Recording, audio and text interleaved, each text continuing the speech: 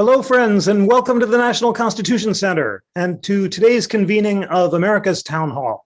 I am Jeffrey Rosen, the president and CEO of this wonderful institution, and let's begin, as always, by inspiring ourselves for the learning ahead by reciting together the National Constitution Center's mission statement. Here we go. The National Constitution Center is the only institution in America chartered by Congress to increase awareness and understanding of the Constitution among the American people on a nonpartisan basis. Friends, as you know, we're a nonprofit and we rely on your support to put on wonderful programs like this. And I'm thrilled to share that we are launching an exciting crowdsourcing campaign. Thanks to our friends at the John Templeton Foundation, every dollar that you give to support the We the People and Live at the NCC podcasts that will run the audio feed of this great program will be matched one-to-one up to a total of $234,000 to celebrate the 234th anniversary of the ratification of the Constitution. You can go to constitutioncenter.org/wethepeople, and my colleagues will put a link in the chat, and it would be wonderful if you could give any amount, $5, $10 or more, to signal your membership in this meaningful community of lifelong learners and your support for the programming that makes it possible. We've got some great shows coming up. Our final town hall of the year will take place on Bill of Rights Day, December 15th, with William Allen, Erica Bakioki, Ellen Carroll Du Bois, and Jack Rakoff. Will explore the meaning of equality in America and what that's meant from the founding to today, and it should be a wonderful discussion. And please put your questions throughout the show in the Q&A box, and we'll take them as we can. I'm so excited to introduce our panel. This is a dream team of scholars who can illuminate the important and often unexplored connections between poetry and the Constitution. Vincent Carretta is professor emeritus of English at the University of Maryland. In addition to more than 100 articles and reviews, he's the author of Phyllis Wheatley, Biography of a Genius in Bondage, among many other books, and he's the editor of the Penguin Classics edition of Phyllis Wheatley Complete Writings, as well as the Oxford University Press edition of Phyllis Wheatley's writings, which just received recognition from the Modern Language Association. Eileen M.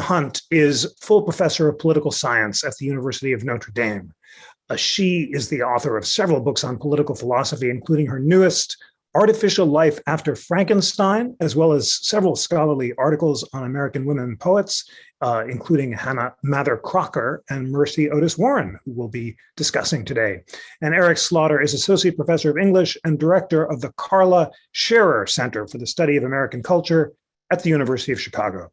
He's the author of The State as a Work of Art, The Cultural Origins of the Constitution, and is currently at work on a cultural history of natural rights between 1689 and 1789, and an environmental and labor history of the first edition of Thoreau's Walden. Wow, just such rich work. I'm so looking forward to our conversation. Thank you so much for joining us, Vincent Carretta, Eileen Hunt, and Eric Slauter. Professor Slauter, let's begin with you. You have that book with a wonderful title, The State as a Work of Art, The Cultural Origins of the Constitution. We're here to discuss poetry, and among the poets cited by the founders, according to Donald Lutz's article from a few years ago, the second most cited poet was Alexander Pope after Shakespeare. There was Shakespeare, Pope, and then Milton. And many of the founders quoted Pope, including Abigail Adams, who regularly quoted or paraphrased Pope to substantiate admonitions she made to her children. She encouraged her young son, John Quincy Adams, to be virtuous, reminding him that an honest man is the noblest work of God.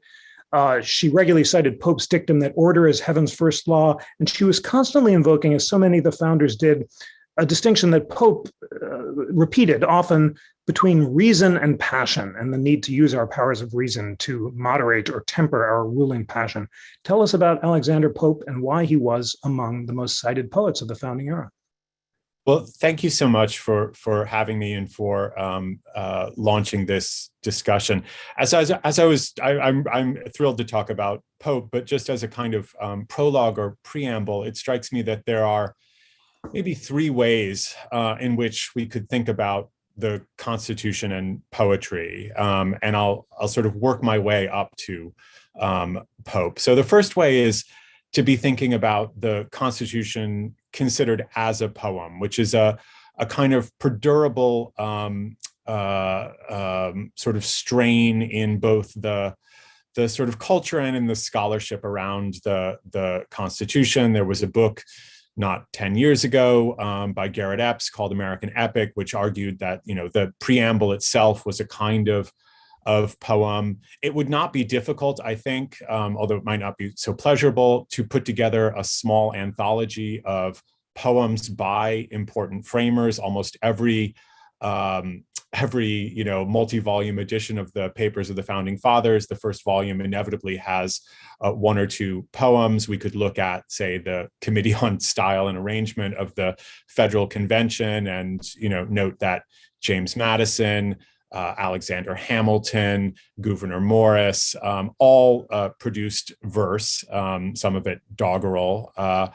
And Benjamin Franklin even went so far as to talk about, in his autobiography, the effect of writing poetry on his verbal facility throughout his life. So we could talk about the Constitution makers as poets, or we could even talk about the constitutional interpreters as poets. And here we might invoke someone like Joseph Story, one of the key early members of the court, who, as a young man at the turn of the 19th century, published a 260-page poem called The Power of Solitude. The story is that later he was quite embarrassed by this and tried to buy up all the copies, but certainly they circulated for a while.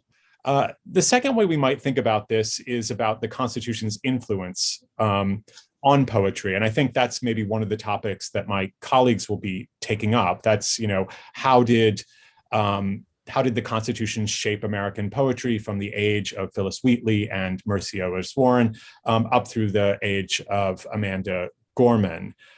The third way, and the way in which I think Pope is most relevant, is to think about the poetic influence on the Constitution. And here we'd be interested not only in what framers wrote, but on what they read. How did the reading of poetry prepare people? How does it now prepare people for careers in law? As an English professor at Chicago, one of my favorite quotations is by the late John Paul Stevens, who came to this campus in 1979 and said that the study of English literature, especially lyric poetry, was the best preparation for the law, that there were certainly exportable or portable soft skills that one could use. And the ranking that you mentioned of who was most prevalent reminds me of a study done sort of tongue-in-cheek around 2015 that ranked the current Supreme Court justices by the number of citations to literary texts. And here, Justice Scalia was dominant with something like 40 different citations to literary texts in something like 800 different opinions. But for me, what's most interesting is thinking about poetry as a vehicle for political thought in the 18th century. And here, Pope's Essay on Man, which appeared, it was perhaps one of the most reprinted poems of the century. It was written in 1735, but circulated quite widely in the age of the American Revolution. Something like 90 different printings of it appeared between 1750 and 1800. A greater number appeared in the United States, the early United States, late British colonial America, then appeared in England. And it was a extremely, I would say, conservative poem written by a conservative poet in the 1730s, someone who had lots of opposition to the Walpole Whig regime. It was dedicated and written to a Tory politician named Henry St. John, Lord Bolingbroke, and it included all sorts of kind of justifications of why the world was the way it was. So, many readers will know some of its famous lines. Hope springs eternal in the human breast. Man never is, but always to be blessed. Know thyself. Presume not God to scan. The proper study of mankind is man. Whatever is right. And it was one particular line in this poem: for forms of government, let fools contest. Whatever is best administered is best. This was in many ways one of the most internalized aphorisms of political thought of the 18th century, and it irritated an international audience. David Hume denounced it in an essay on the idea that science could be reduced to that politics could be reduced to science. Immanuel Kant dismissed it in his work on perpetual peace. John Adams denounced it in his thoughts on government. He said Pope flatters tyrants too much when he says, for forms of government, let fools contest.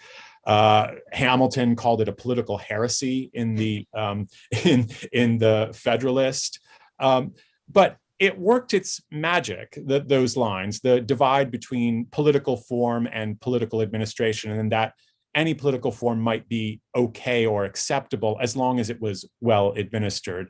This was something that many argued against, and in the time of the framing, particularly anti-federalists who felt that they were being asked to accept a political form that was to them unthinkable, merely by being promised that it would be well administered. So we see, as you were saying, all of these citations of it. Abigail Adams cites it. John Marshall transcribed the poem on the Virginia frontier in the early 1760s.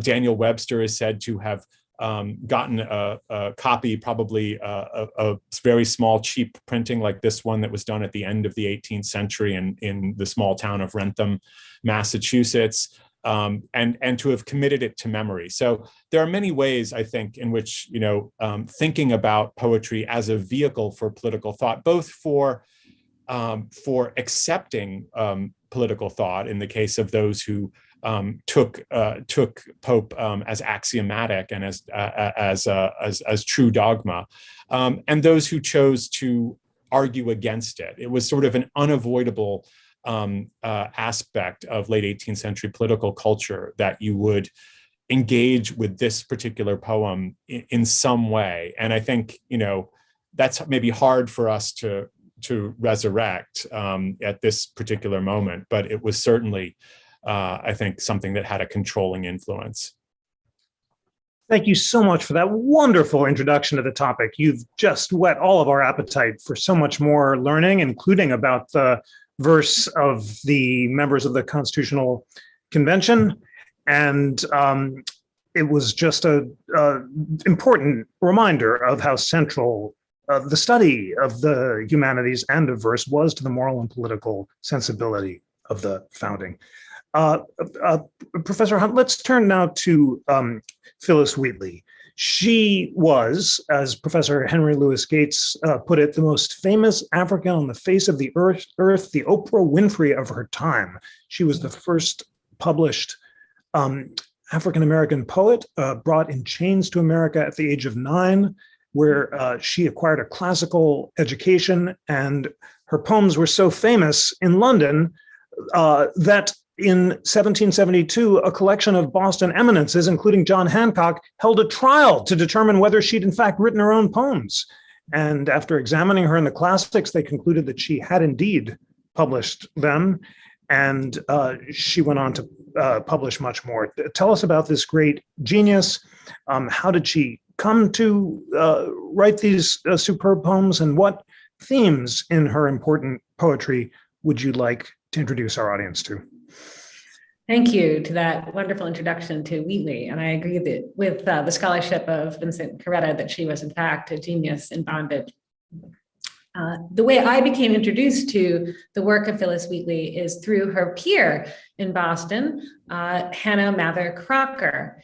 Hannah Mather Crocker was born in 1752, just a year before Wheatley was born. And Hannah Mather Crocker lived a long life. She lived to the year 1829. And in the 1820s, she wrote a history of Boston in which she talked about her friendship with Phyllis Wheatley.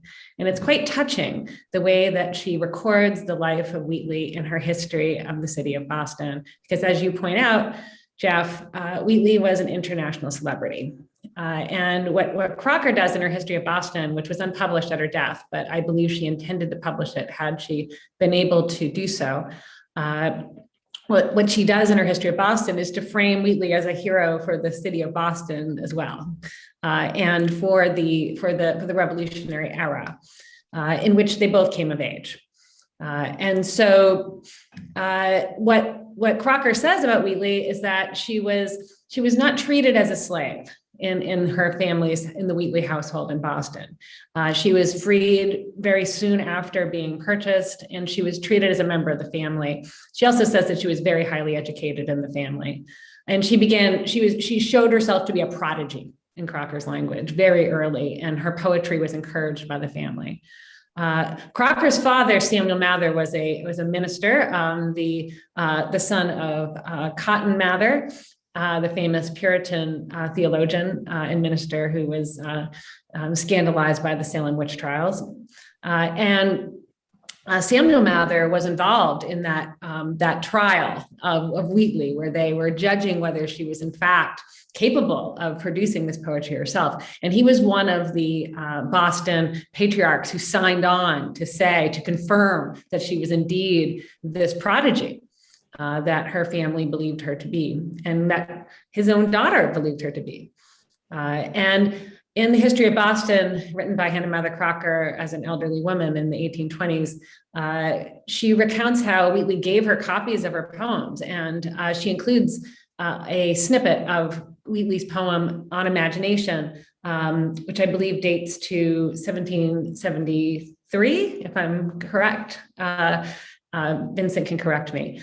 And if you're familiar with this poem, it's a metaphysical poem about the nature of the imagination and the liberating power of the imagination to sweep away the human mind from its present concerns. There's imagery of winter and how the imagination can be so powerful as to sweep us away from the weather itself. And she talks about how we can leave the rolling universe behind. We can range the realms above. And there's been a lot of scholarship on this poem, talking about how it's a metaphor for how people, even slaves, even the enslaved, or people who have previously been enslaved, like Wheatley herself, can use the imagination to liberate themselves internally and perhaps externally.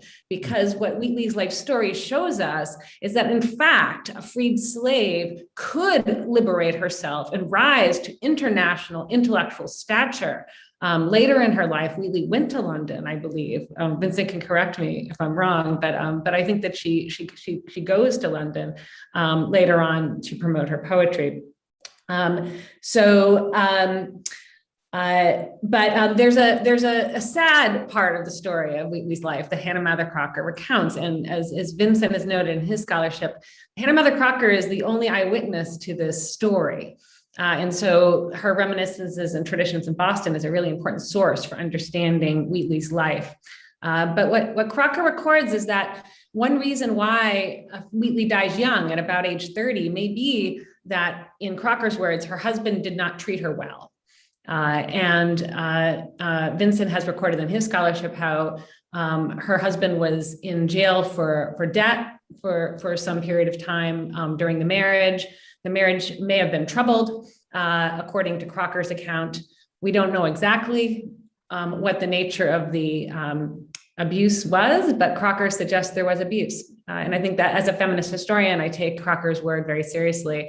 And I think there's a poignancy to Crocker recording the imagination poem in her history of Boston, because I think what Crocker's trying to say is that she hopes that her friend was ultimately able to liberate herself, at least internally, from the suffering that she faced in her life as a Black woman and a freed slave.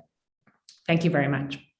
Wow, thank you so much for that incredibly compelling introduction to the genius of Phyllis Wheatley and to her poem, Imagination.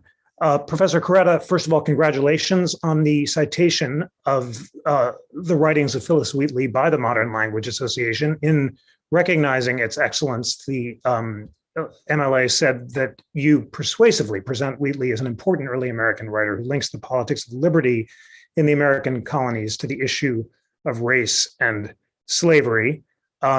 Professor Hunt has put on the table her poem Imagination, and I do want to just take the privilege of reading just a bit of it because it's so meaningful to actually recite the primary text. This is Wheatley on the Imagination. Such is thy power, nor are thine orders vain. O thou, the leader of the mental train, in full perfection all thy works are wrought, and thine the scepter o'er the realms of thought.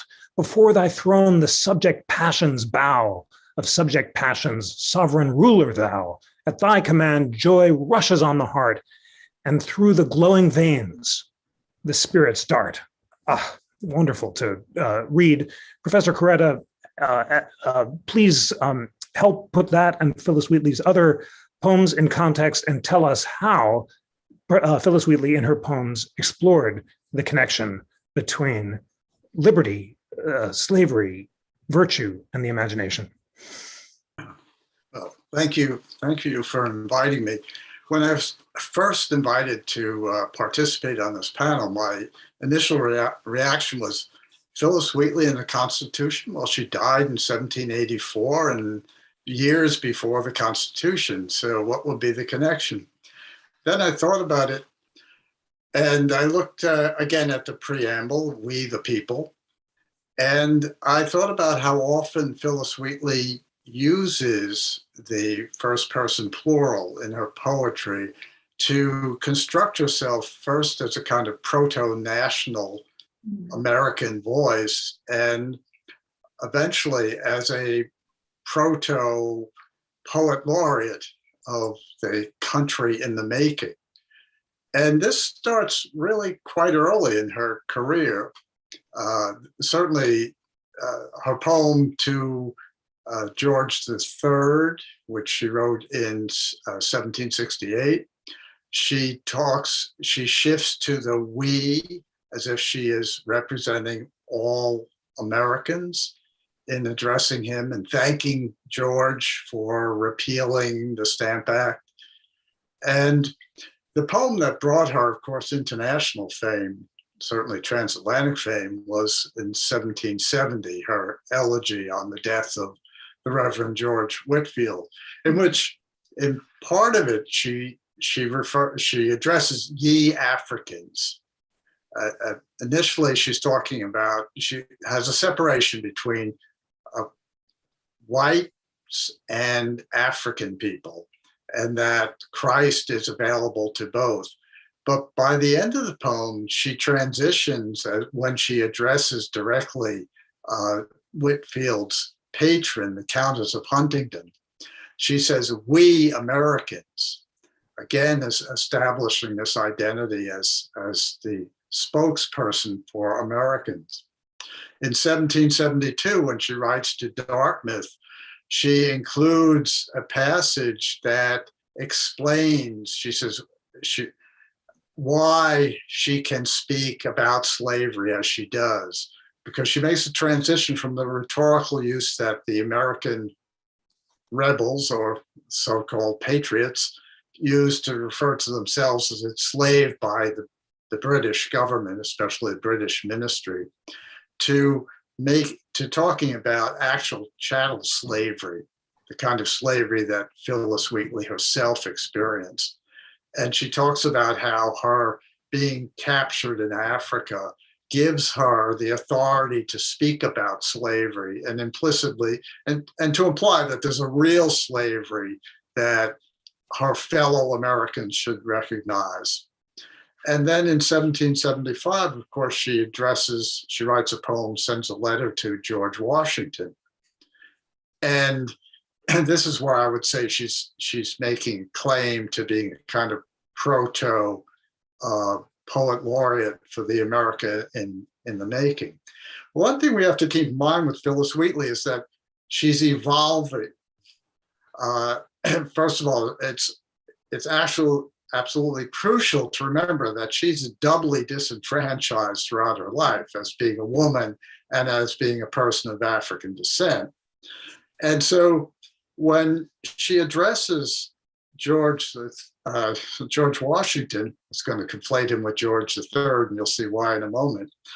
She ends the poem by predicting that he's going to have a throne, a mansion, and a crown, because her concept of a political organization is still one of monarchy. And so when we try to imagine her and the Constitution, I think we need to think about the progress of this evolution, that she may ultimately have evolved to take a position of what we would call a democratic position. But if we look at the Constitution itself, as the historian David Wallstreicher reminds us in the book Slavery's Constitution, the Constitution is fairly pro-slavery. That one can imagine how Phyllis Wheatley would have reacted to the 3/5 clause, for example. And this makes me think of W.E.B. Du Bois. It may seem like a strange leap, but in his pretty well-known essay on the Negro in art and literature, Du Bois refers to Phyllis Wheatley as the pioneer in the establishment of what we now call African-American literature. In a less known essay, The Vision of Phyllis the Blessed, which he published in almost 30 years after his art, The Negro in the Art and Literature, he sees Phyllis having a vision of who is going to follow. And he's no longer thinking of her in literary terms, but in what we would call political theoretical terms, that he sees her as the founder of a political tradition that he refers to her as the thin flame that anticipates the red flame of David Walker. And that he says that she must have had a vision of David Walker coming. He even calls Paul Dunbar the reincarnation of Phyllis Wheatley. So Phyllis Wheatley, if we follow her career into the afterlife, into her afterlife, she becomes very much engaged with the Constitution. And perhaps I should end there, and I have more to say about some other people talking about the Constitution in poetry and how she might have well agreed with them at those points in her afterlife evolution. Well, that's just fascinating. And I'm so looking forward to your further thoughts. And your helping us understand the evolution of Phyllis Wheatley from a concept in which the monarchy is to be exalted to becoming a poet of liberation and anticipating David Walker is absolutely fascinating. I want to ask Professor Slauter your reaction to all this. Your thoughts on. I'll let you take this where best you will, but I wonder how Professor Carretta just identified the shift from an essential conservatism of Phyllis Wheatley writing about classical virtue to becoming a poet of liberation. And I wonder how other poets of the founding era managed that transition. We're going to talk about Mercy Otis Warren, who John Adams called the poetical genius of the Revolution, whose poems about virtue and reason became poems in favor of revolution. And you whetted our appetite by noting the founders who wrote poetry as well. So to what degree was there a connection, if any, between the classical sensibility of these poets and their constitutional politics? Yeah, it's a great question, and one we always ask about, say, John Adams, right? About how his classical education influenced his political thought. And I think it's really, it does behoove us to think more with someone like Wheatley. You know, just as a pendant to my last set of comments about Pope, I and Vin will have to correct me if I'm wrong about this, but one of the first books that Wheatley purchases on her own in London is a 9-volume set of Pope's works, of which the Essay on Man would have been, I think, in the third or fourth volume. So she's somebody who I think a lot of scholarship early on sometimes dismissed as merely a servile imitator of the kind of poetic form of Alexander Pope, without being able to, I think, fully appreciate some of the political aspects that Eileen and Vin are both pulling out. For me, what's so curious and interesting about Wheatley is she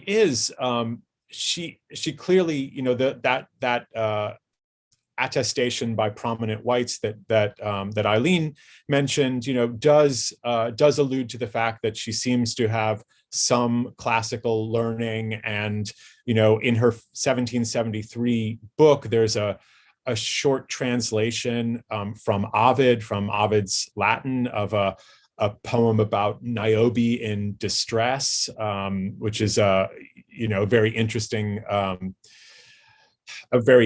topic for an enslaved person. But, you know, one of the things that I think the recent scholarship inspired by Vin and others has really brought out is the extent to which Wheatley is not just a kind of anomaly who's sitting very high, thinking only about imagination and producing translations of Latin poems, but she has a kind of rhyme with unfree Africans in Boston at the time.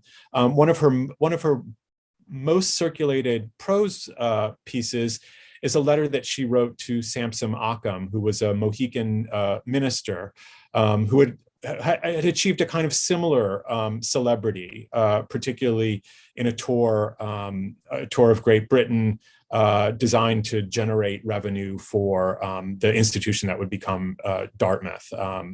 But what she says there is, you know, thank you for your note, you know, and your vindication of the natural rights of the unfree Blacks. You know, I think the tide is turning and people are starting to see Africa differently.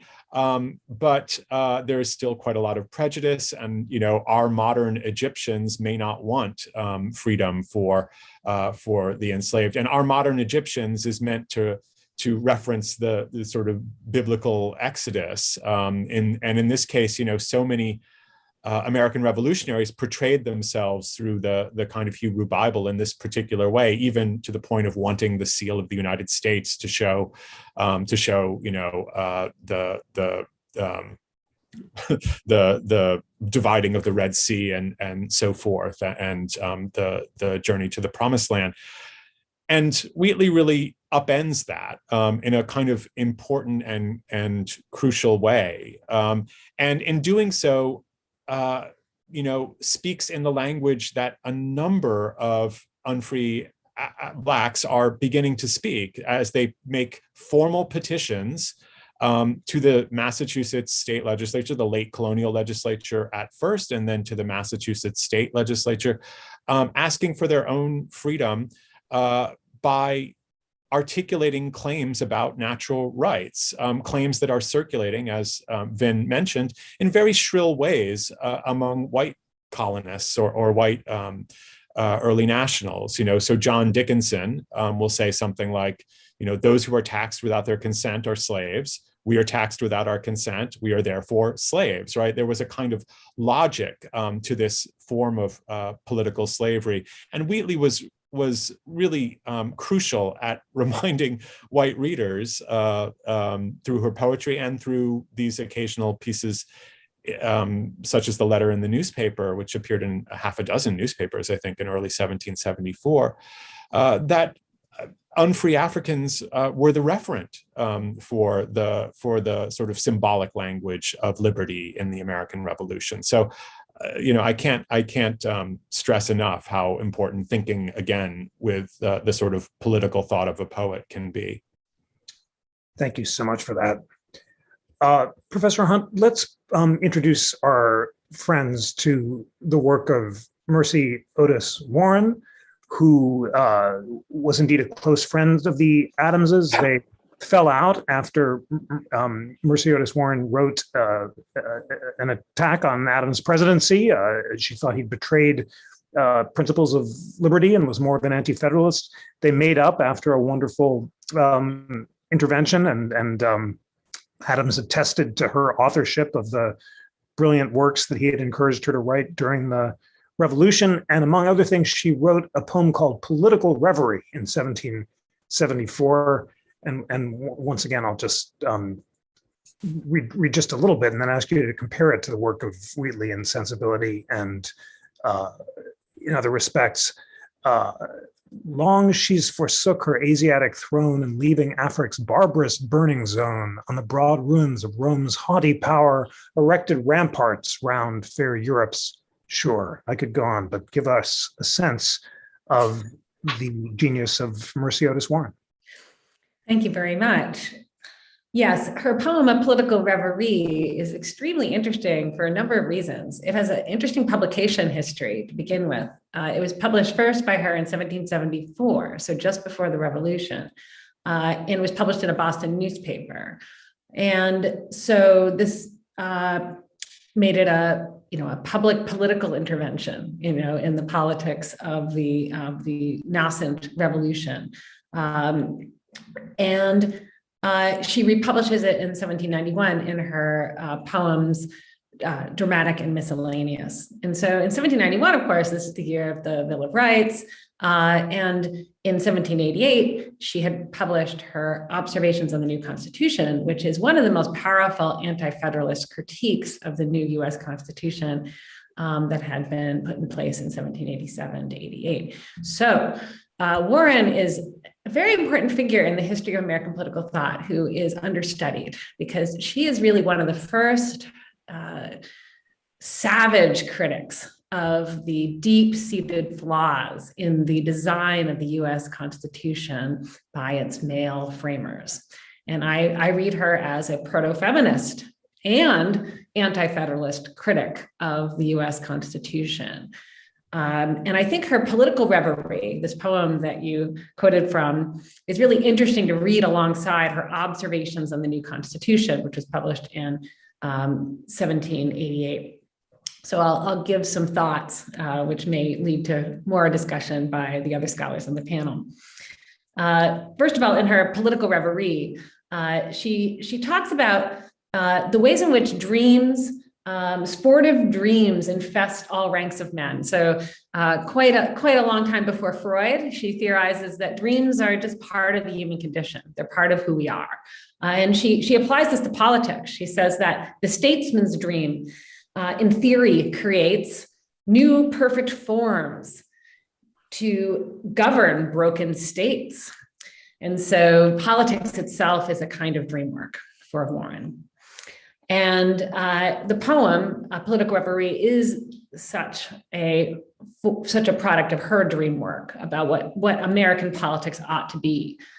She has this dreamlike vision of a Pacific Britannic empire, which in the quote you supplied has some of that kind of ethereal imperial imagery, which is quite striking for Warren, given that we think of her as an anti-federalist, so a fighter against the imperial power of the federal government that has been imposed upon the people by the US Constitution of 1787. But in this poem, first published in 1774, she seems to be romanticizing the British Empire and kind of hoping, a bit like Edmund Burke did in his 1775 speech on conciliation with the colonies, that there might be some sort of conciliation possible.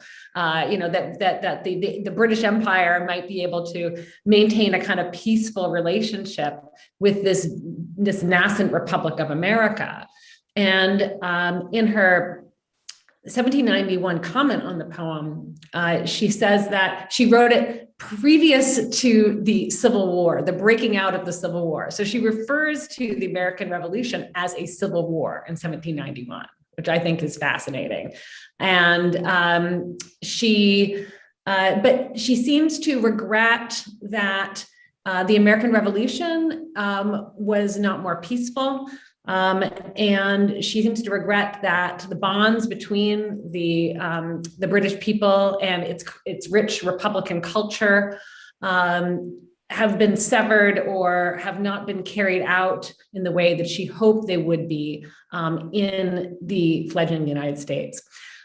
So I think that she uses this poem, A Political Reverie, to give us a vision of a dystopian future. The Civil War, that was the American Revolution. Remember that she wrote this in 1774.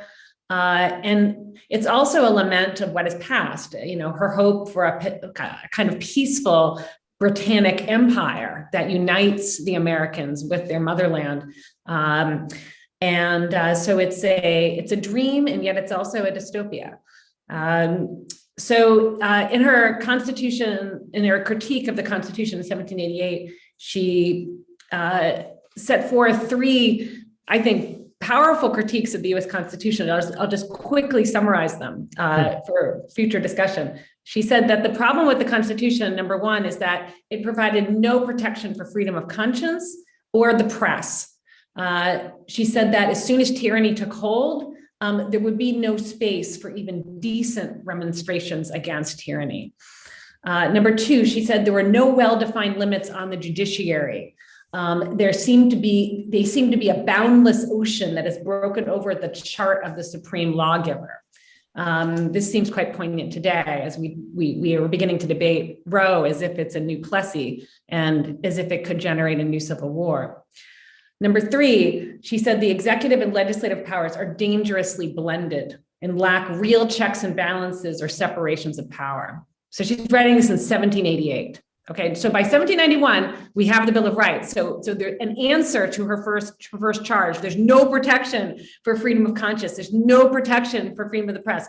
We get an answer for that written into the Bill of Rights, okay, in the First Amendment. Okay, so there's been some rectification of the potential for tyranny within the U.S. Constitution on her model. But it's not clear to me her other charges were addressed in reforms to the U.S. Constitution. And I think we still live with that legacy today.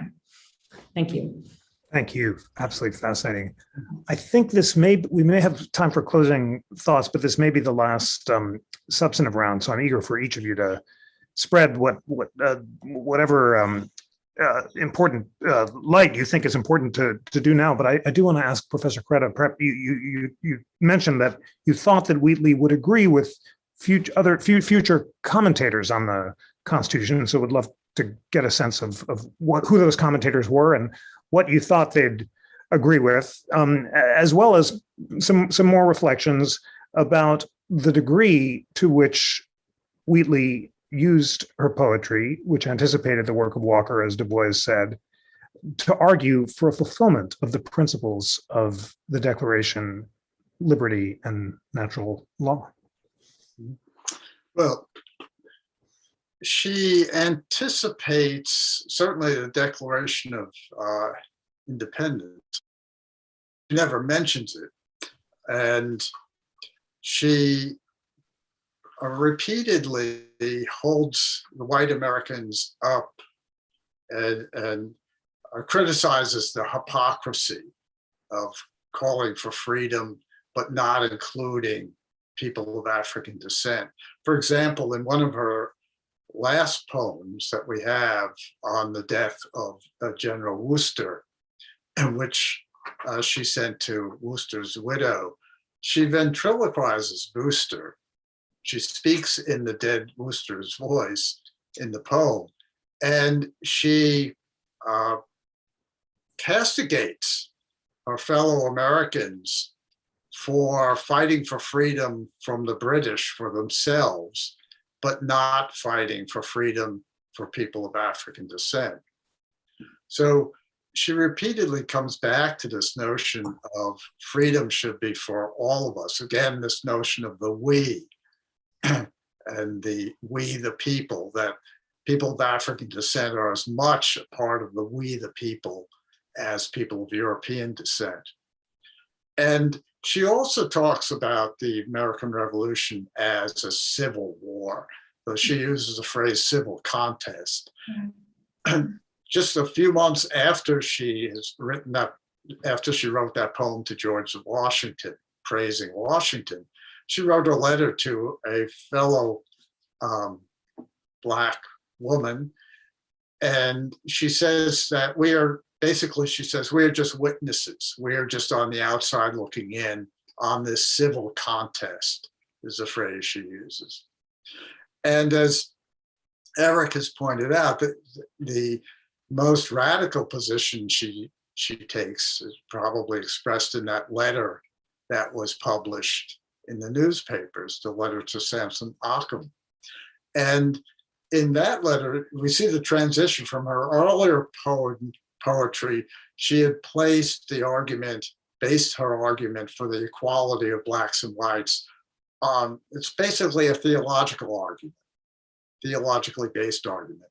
In that letter, she talks about our civil and religious liberties, that she's moving towards a natural rights argument that she increasingly embraces in her later poetry.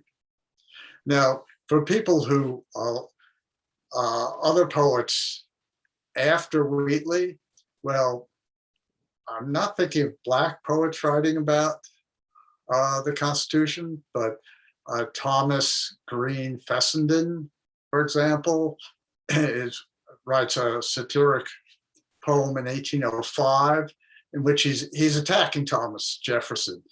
And he's attacking Jefferson for his involvement with Sally Hemings, but he also explicitly brings up the 3/5 clause and says that Jefferson has supported the 3/5 clause because it empowers people, slave owners like him.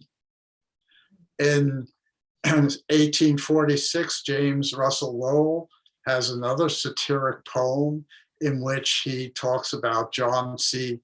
Calhoun. He has John C. Calhoun speaking and saying that his position, his very pro-slavery position, is based on the Constitution. And so when some of these later poets do pick up the kind of criticism that Eileen was talking about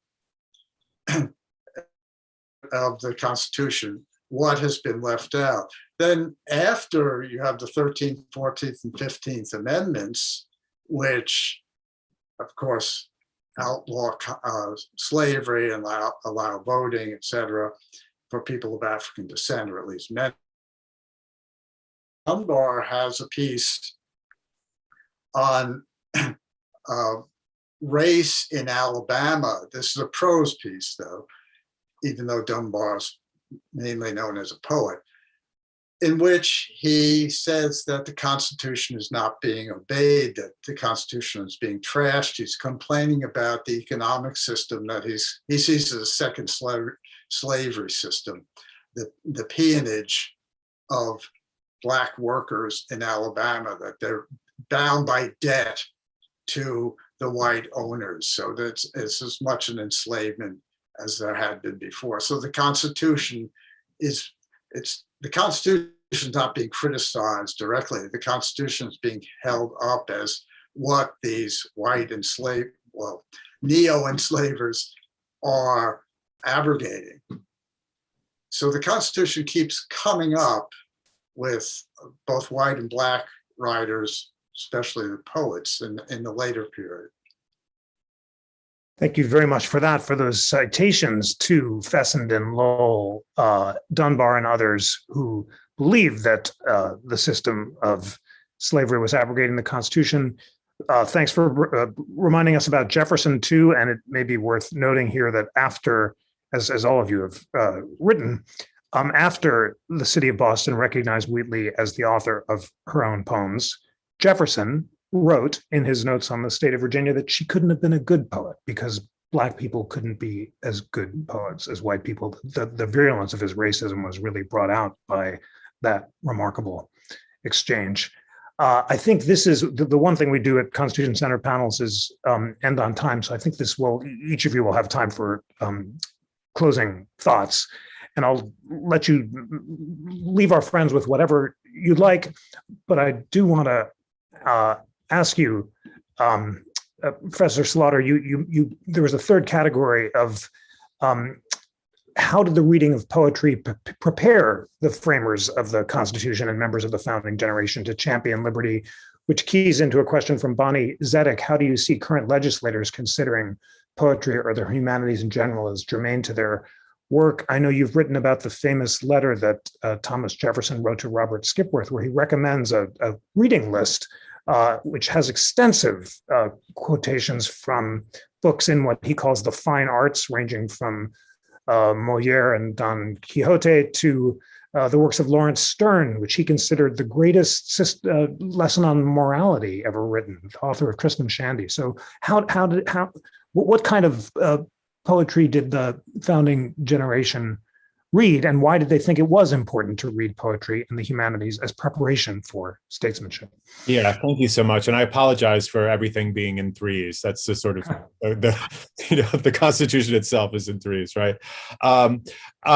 It's a great question, and I think this session, if it's done.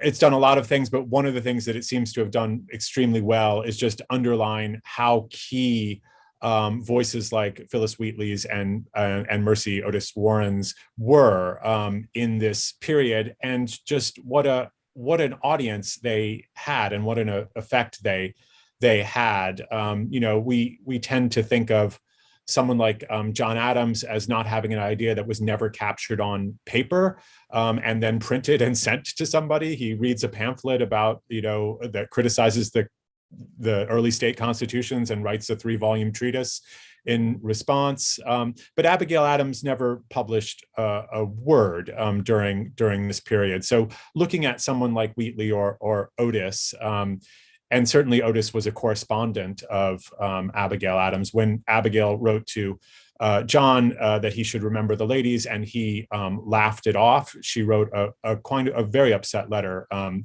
directly to Mercy Otis Warren, sort of to apprise her. And so I do think underlining this is really great. The other thing that struck me is highlighting the anti-federal nature of this, not just for Massachusetts, which I think, the numbers there were something like 186 to 167, 187 to 168 in terms of the ratification. So maybe 43%, 47% didn't ratify. The question, as somebody in the humanities, it certainly warms my heart to have a panel like this, in which we're pointing people to important humanistic texts. I think there's still a space for legislators, politicians who care deeply about the arts and about politics, and who have been bred up through the liberal arts. But that hasn't always been the case. It's a rather alarming thing to register that it's only been Democrats, for instance, who have done inaugural poems, as if that was a genre that only had a kind of party association, starting with Kennedy and going through President Biden. But I do think there's an important civic space for the arts, and my hope is that a session like this will inspire people to follow out the links and to read some of these documents. Absolutely. That is the crucial injunction, friends who are watching. You must read the primary texts. They're so inspiring. We quote from them and learn from them. And we've given you lots of links in the chat to follow up on. Professor Hunt, your final thoughts. You have introduced us to the important work of Hannah Crocker, and you called our attention to a song that she wrote, which has a explicitly feminist argument. I'm having so much fun reading from it. I'm going to do that and then turn it over to you. But then we'll be as masons free to think and speak with reason. We'll act our part with skill and art, bounded by sense and not by treason. Final thoughts. Wonderful. This is a poem she published in a Boston newspaper in 1784, and it was her first published work. In the scholarship, there's been this tradition of understanding Crocker as someone who didn't write until she was much older, until the 1810s, when she published the first work by an American in the form of a philosophical treatise on women's rights, the Observations on the Real Rights of Women, published in Boston in 1818. But it's not true. Crocker was publishing all along. She started publishing her poems in 1784 in Boston newspapers. But she didn't attach her name. She used pseudonyms like the Federalist, as was the case for a lot of controversial political writing in the period. Whether you're a woman or a man, you often published anonymously or pseudonymously, and she did that. She also published a satire of Shays' Rebellion in poetic form in 1786. Wow. But this poem, you quote the song, is really important. And I think it links to our Constitution, and it's the enduring need to think about what reforms are necessary to make any Constitution truly free and equal for everyone who is bounded by its rules. So in this case, this poem celebrates the founding of the first women's Freemasonry lodge in America by Hannah Mather Crocker. And she's celebrating the women's ability to liberate themselves through education within the context of this all-female-led community. But she's also suggesting that there's been antagonism towards this constitutional endeavor, and it's been by the men in the community. And the word treason at the end suggests that some of the men in the Freemasonry community thought what they were doing was treasonous, either to Freemasonry or maybe to American ideals themselves. And Crocker says no, and she preserved multiple copies of this poem in her manuscript, so we are able to identify it in the Boston newspaper she published it in anonymously in 1784. So I think Crocker and these other women poets, Mercedes Warren and Phyllis Wheatley, call us to think about issues of gender and racial inequality as we address constitutional issues today, especially in the wake over our public debate over Roe v. Wade. Thank you very much. Thank you so much.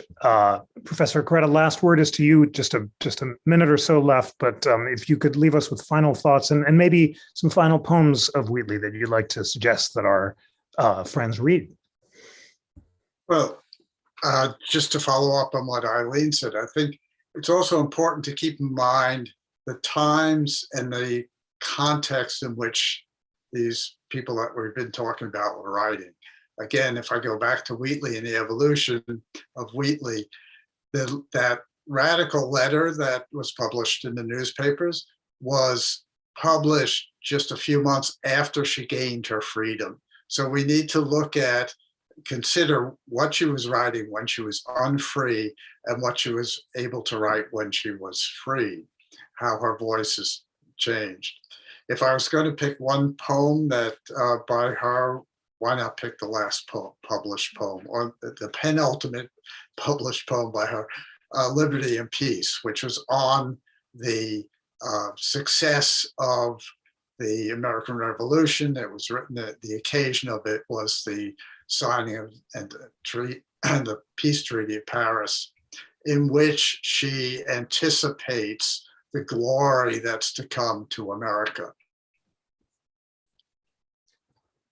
Wow, beautiful. I've just already called it up, and instead of reading it, friends who are watching, I'm going to give you the treat of reading Liberty and Peace, a perfect and inspiring ending to a panel which has spread so much light. It's just encouraged us all to dig in deep, to grow in learning and wisdom by reading the poetry that inspired the founding generations and subsequent generations, seeing how moved they were to express themselves in verse, and perhaps even writing verse ourselves to explore the connections between liberty and freedom and equality and virtue that were so important for the framers. Thank you so much to our wonderful scholars, Eric Slauter, Eileen Hunt, and Vincent Carretta, for a marvelous discussion. Thank you, friends, for taking an hour out of your day to learn and grow in wisdom, and we'll much look forward to seeing you perhaps next week on Bill of Rights Day to explore equality and the Constitution.